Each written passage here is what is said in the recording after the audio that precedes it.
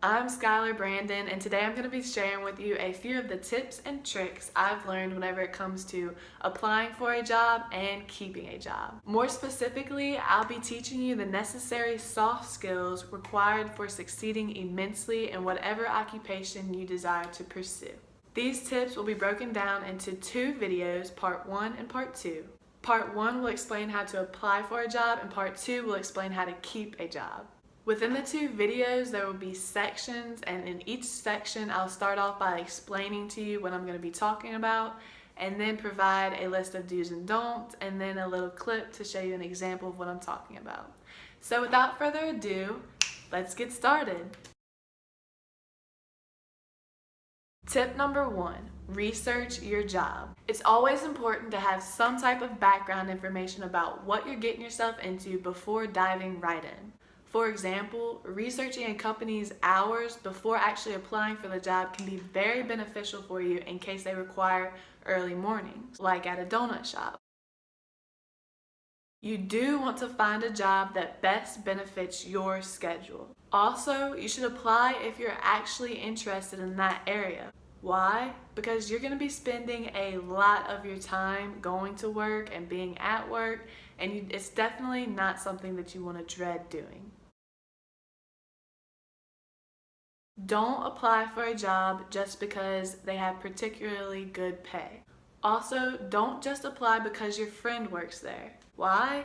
Because most likely your schedules will be set up differently, so you'll rarely get to see each other anyways. And if you're tempted to goof off whenever you're with them, the boss man's probably not gonna like that.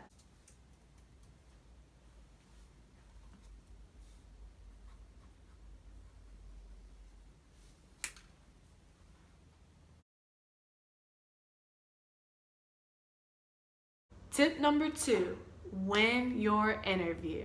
Interviewing can indeed easily be the most important part of applying for your job. It can make or break you in a matter of minutes. And although it may not always happen in order for you to get a job, it's important that when it does happen, you slay it. Here's 3 things to practice before your interview to ensure your highest success. Number 1, prepare in-depth answers. Obviously, the entire point of an interview is for the employer to get to know their employee. Therefore, they'll probably be asking you a series of multiple questions about your past work experience, your future work experience, and basically any experience you have at all. It's important to at least have an idea of what you'd like to say about yourself and brag about yourself before going into the interview. Think about clubs you're in, sports you've played, events that you've led or even attended, and especially any officer position that you've held that will help brag about your dependability and your responsibility, etc. Be sure you're going in depth with your responses, but that you're not boring the interviewer. Also, highly important, don't say you can do something if you can't actually do it. Number 2, special introductions.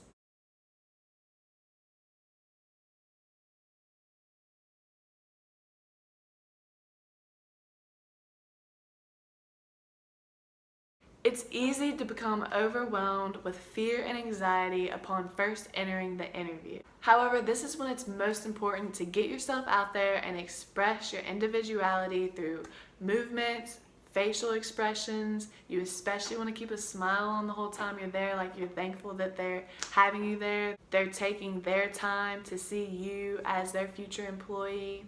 Be grateful. Try not to be dull. Basically, you want to be extremely enthusiastic that you were given this opportunity for this job, and your interviewer will love the positive energy you bring and want to immediately get you involved and help bring that energy to his other employees as well. Oh, hello, Mrs. Brandon. Hey, what's up? Yeah, what's up?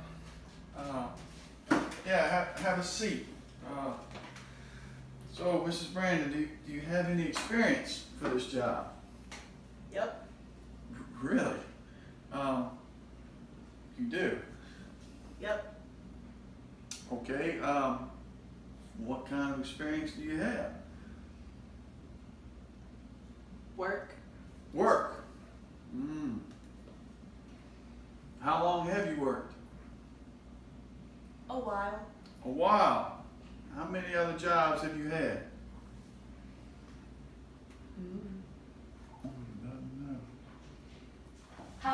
Brandon. Nice to meet you. Hey Skylar, I'm David. Have a seat. So Skylar, tell me about your work experience. Previously, I've held the job of a cashier at Navarre's. I've also baked cakes at Navarre's, the king cakes that you love so much. Also, I'm an employee at Sweet Rolls. There, I also do the cashier and I deal with customers. I also wash dishes and sweep the floors, mop, clean the toilets, you name it. I've probably done it. Why do you think you're qualified for this job? Within my school, I participate in a variety of clubs, sports, events. I also hold officer positions in a bunch of my clubs that I participate in. So I feel like with that, I have acquired a bunch of the necessary skills such as leadership, teamwork, responsibility, etc. And that would make me a really great candidate for this job. Well, that's great, Skylar. When can you start? Immediately. All right, thank you. Thank you. Tip number 1, stay professional on your job. Professionalism comes in all forms and figures. I'll give you a few of the most noticeable examples. Manners, yes ma'am, no sir, can I help you with this? Patience, don't sigh and roll your eyes if a customer is taking their time trying to decide and he has a whole entire line behind him and you're trying to hurry him up.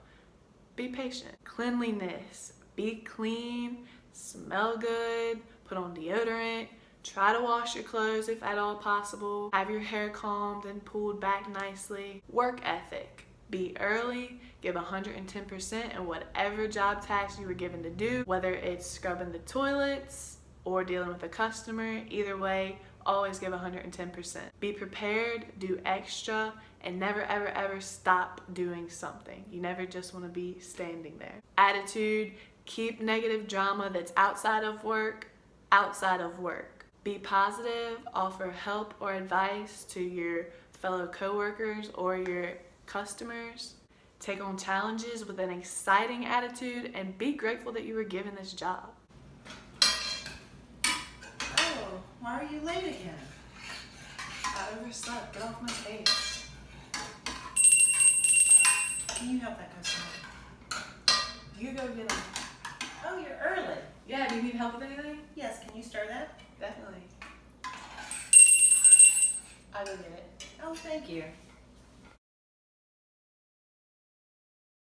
Tip number 2, work as a team. Teamwork is a very, very, very important skill that not a lot of people have. This is highly important in almost any job that you'll ever have. Try to always provide yourself with the availability to help a fellow coworker if necessary. Pay attention to other people's needs. For example, if your person on this side needs something that you do too, you can go ahead and grab it whenever you go get yours. Don't expect help from anyone else. Although you're trying to work as a team, somebody else may not have that teamwork ethic. So if you're counting on them to do something, they might not do it and it's gonna fall back on you. Just try not to expect it from them unless, they tell you otherwise. Also, most people like doing their own thing, their own way. So this is whenever you want to communicate and ask them, hey, I'm going over here to get this. Do you want me to get yours too? And they'll be like, oh man, yes, thanks so much. Or they'll be like, no, I'm gonna go get it after I do this, and after I do this, I got my own routine down. Okay. Make sure you're communicating with them that way. They know, and everybody's good. Can you stir those pots, please? Can't you see I'm busy?